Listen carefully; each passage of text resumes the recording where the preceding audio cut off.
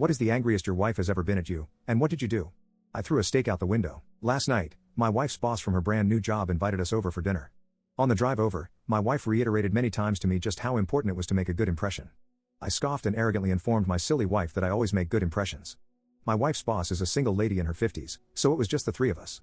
We chit-chatted over drinks and salads and seemed to really be hitting it off. She laughed at my well-timed, perfectly appropriate jokes and my wife seemed pleased. Soon she brought out the main course, a nice big juicy steak for each of us. As I began to cut into my steak, I was discouraged to discover how undercooked this steak was. Now, I've had my fair share of rare steak. I prefer medium, but I can handle rare. This was several minutes on a hot grill short of rare. I probably could have resuscitated the cow had I tried.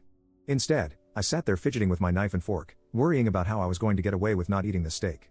Claim veganism? No, I'd already feigned great enthusiasm upon seeing the steak. Just then, our hostess excused herself to the kitchen to take care of some dessert preparations. As I looked across the fancy dining room table at the open window of this third-story apartment, a cartoon light bulb appeared over my head.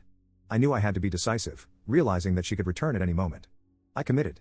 I grabbed the steak with my hand, gently shook off the juice, and executed a perfect throw right through the center of the open window.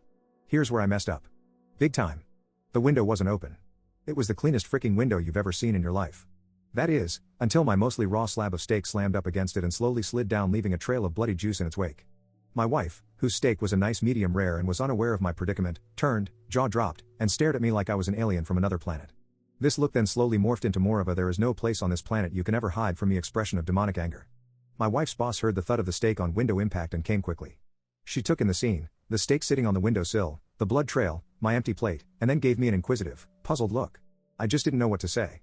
It felt like a minute of silence but was probably 3 or 4 seconds. Finally, the best I could manage was, "I'm so sorry. I am such a klutz. I don't know, I was just cutting it, and it slipped. Just ask my wife, I really am a klutz. Right, honey?" I was getting no help from my wife on this one. "I will clean this up. I can't believe this, I am so sorry."